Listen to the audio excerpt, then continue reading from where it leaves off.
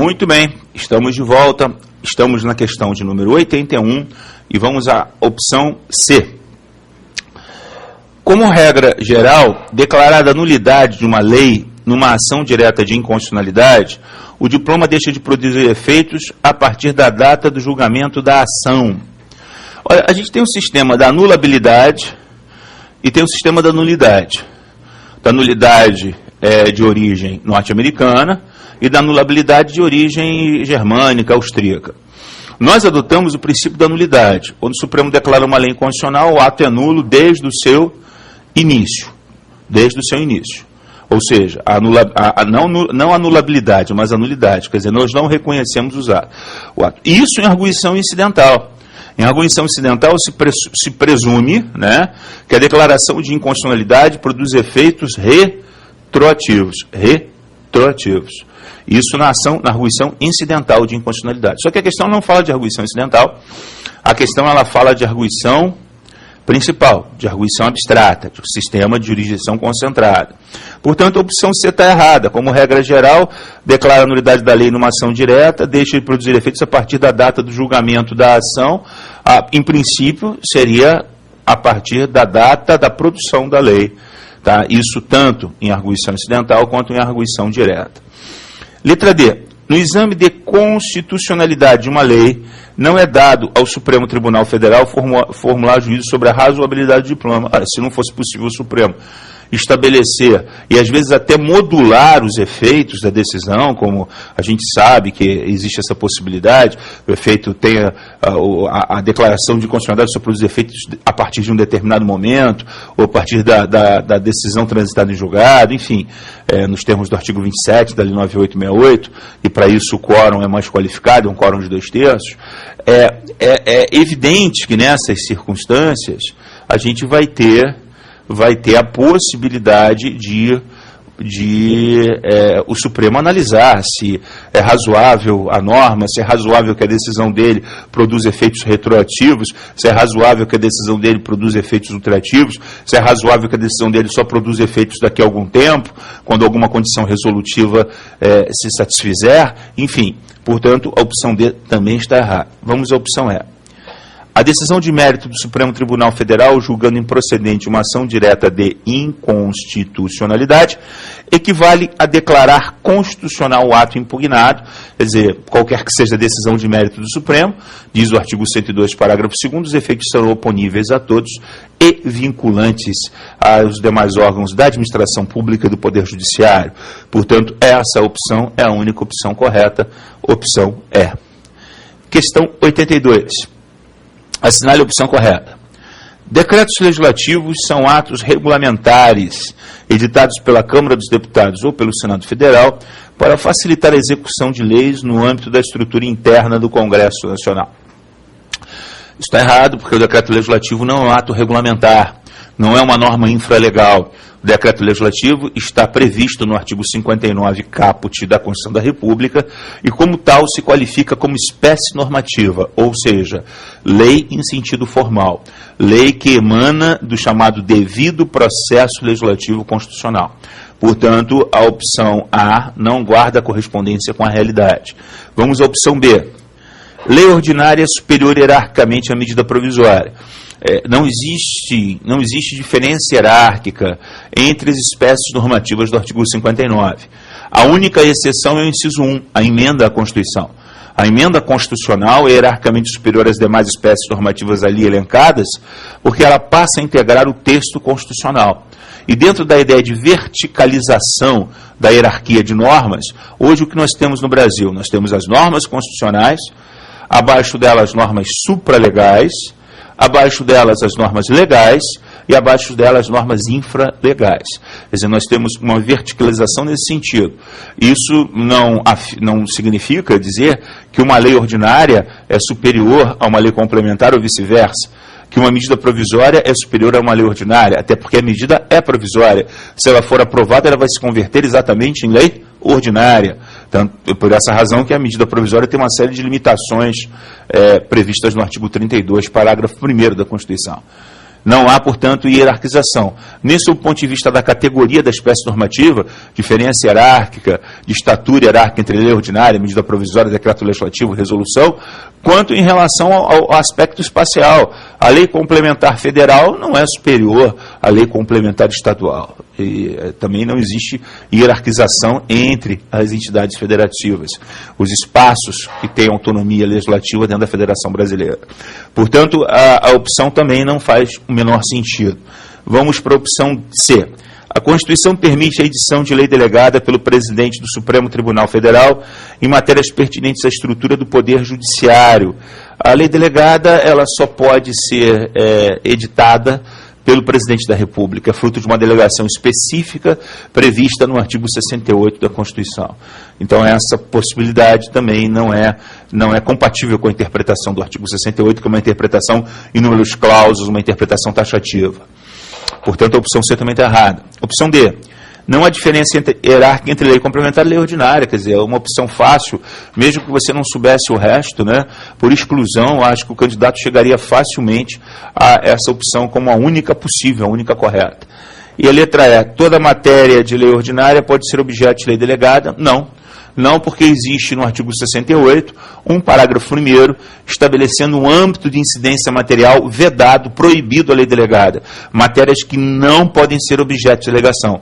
Da mesma forma que no artigo 32, parágrafo 1º, eu tenho um âmbito de incidência material vedado à medida provisória, no 68, parágrafo 1º, eu tenho um âmbito de incidência material vedado à lei delegada. Portanto, a opção D de dado, na questão de número 82, é a única opção possível, cabível, correta. Ok?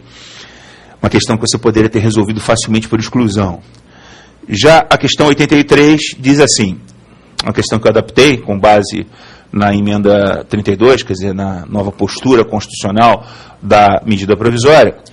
A respeito das medidas provisórias, é correto afirmar.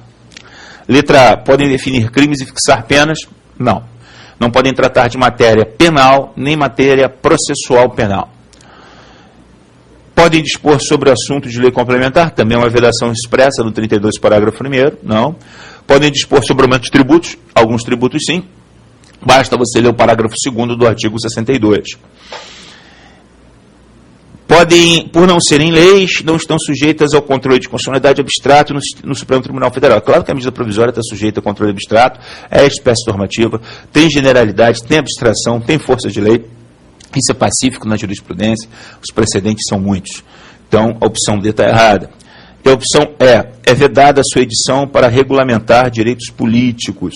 Não, direitos políticos não. Ela não pode regulamentar direito eleitoral, né? Direito eleitoral. Não, é vedada a sua edição para regulamentar. Não, direito político também é vedado. É vedado. Direito político, eleitoral. É engraçado. É vedada a sua edição para regulamentar direitos políticos. É vedada a sua edição para regulamentar direitos políticos, sim. Direitos eleitorais, políticos, o capítulo 3, direitos sociais, o capítulo 4, nacionalidade, não, o capítulo 3, nacionalidade, o capítulo 4, direitos políticos, o capítulo 5, partidos políticos e mais direito eleitoral, não podem ser objeto de medida provisória. Esses capítulos são do título 2 da Constituição. Então, essa opção está correta também. Olha que absurdo. Desculpe a nossa falha. A opção também está correta. Então, nós temos duas opções corretas aqui. A opção C e a opção E. Houve uma falha aqui nessa questão que eu vou ter que corrigir, mas não tem problema. Pelo menos a gente aproveita e revê o ponto, que é o que mais importa aqui. Então, temos duas opções corretas na questão 83. Essa opção está errada, teria que estar aqui. Não é vedada a sua edição para regulamentar direitos políticos. Então, nessa redação ela está correta. Tem que corrigir isso. 84. Sobre os princípios fundamentais da Constituição de 88, assinale a opção correta. Letra A. A Constituição adotou um modelo de democracia representativa em que toda a participação possível do povo na vida política do Estado se realiza por meio do voto direto, secreto, universal e periódico. Errado, não é? Errado, absolutamente errado. Nós temos uma democracia participativa semidireta, e a lei do voto, nós temos sobejos instrumentos, alguns bastante eficazes, que permitem o acesso às decisões políticas do Estado, como, por exemplo, o plebiscito, o referendo, a iniciativa popular, a própria ação popular, que permite a qualquer cidadão anular um ato, questionar um ato judicialmente, que se pretenda que o Judiciário declare lesivo ao patrimônio público, enfim. Então, isso não faz sentido. Letra B. O princípio da soberania não é obstáculo a que a norma de direito internacional obrigue o Brasil a respeitar direitos humanos em seu território e em relação a seus nacionais. A soberania, ela se relativiza bastante, né? Você tem como fonte inequívoca do direito constitucional brasileiro os tratados internacionais, as convenções internacionais, maiormente aquelas atinentes a direitos humanos. É sempre bom a gente repetir que a diferença entre um direito fundamental e um direito humano está na fonte normativa. O direito humano, ele provém de um tratado internacional, de uma convenção internacional, está descrito ali. E o direito fundamental está no texto constitucional.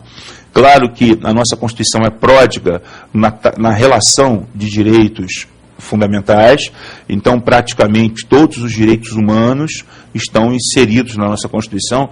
Tem uma ou outra exceção, como por exemplo o princípio do duplo grau de jurisdição, que é o direito de recorrer de uma decisão judicial pelo menos uma vez, que é um direito humano, mas não está previsto na nossa Constituição, não é uma garantia fundamental constitucional. Mas, em princípio, a soberania não pode servir de obstáculo. Não, meu Estado é soberano, então eu não vou acatar os direitos humanos. Isso leva a uma desconfiança internacional em relação à própria legitimidade daquele Estado. Então, vamos deixar essa opção de stand-by, mas me parece que ela está correta. Vamos para a opção C. A criação de uma federação de Estados sul-americanos constitui o objetivo fundamental a ser necessariamente buscado pelos poderes constituídos do Brasil. É um objetivo fundamental, mas como toda norma de conteúdo programático está sujeita a uma série de ingerências, inclusive de natureza internacional. O parágrafo único do artigo 4º da Constituição pugna pela formação de uma comunidade latino-americana de nações, o que é bem diferente, né, de uma federação de Estados. Seria você reunir, uma coisa é você fazer uma comunidade latino-americana de nações, em que você vai ter estados unitários, federais, autonômicos, regionais, enfim, tudo quanto é tipo de estado, reunido em torno de um tratado internacional, uma comunidade internacional. Outra coisa é você transformar a América Latina num único país, né, em que Bolívia seria um Estado-membro, o Brasil seria outro Estado-membro. Isso não é proposta da Constituição, não é objetivo, não é conteúdo de norma programática possível ali. Não há como se fazer essa interpretação do parágrafo único do artigo 4º, não foi isso que o Constituinte almejou, desejou, hipótese alguma. Portanto, a criação de uma confederação dos Estados, aí tudo bem, até a gente admitiria a confederação, comunidade. Agora, a federação não. Então, a opção C está inequivocamente errada. Letra D. Ao aceitar expressamente o princípio da autodeterminação dos povos, o Constituinte admite que um Estado da Federação Brasileira possa dela se separar, desde que a população local assim decida democraticamente. Bom, a autodeterminação dos povos, para começar, é um princípio que vai reger o Brasil nas relações internacionais. Ele não tem aplicação dentro do país, porque no país só existe um povo, que é o povo brasileiro. Então, são os povos estrangeiros, os estados com os quais o Brasil vai comercializar, manter relações diplomáticas. A autodeterminação dos povos significa respeitar a cultura, o folclore, a culinária, a língua, o idioma daquele povo, os costumes daquele povo com o qual você está comercializando, com o qual você está se relacionando internacionalmente. É um princípio de respeito às diferenças. Quer dizer, você não vai adotar aquela doutrina de que o que é bom para o Brasil é bom para qualquer outro povo com o qual o Brasil comercializa. E esse tipo de catequese é vedado por esse princípio, a autodeterminação dos povos, que é um princípio internacional que está no caput do artigo 4º. Depois, o que é mais grave aqui é que há uma agressão à ideia da indissolubilidade, que é um princípio que está no caput do artigo 1º, no caput do artigo 18, e que é um princípio essencial ao Pacto Federativo. Sem indissolubilidade não há federação. Portanto, a opção D está completamente errada. Vamos à opção E. O princípio da defesa da paz, que rege as relações internacionais do Brasil, torna inconstitucional a participação oficial do país em missões de natureza militar, promovidas pela Organização das Nações Unidas, ONU. Eu nem vou comentar isso, né? Que a força da ONU é uma força de paz, uma força de autopreservação do povo, das relações sociais daquele país em conflito. Então, opção E está completamente absurda. Então, ficamos apenas realmente com a opção B de bola na questão 84, opção B de bola. Ok? Até a próxima.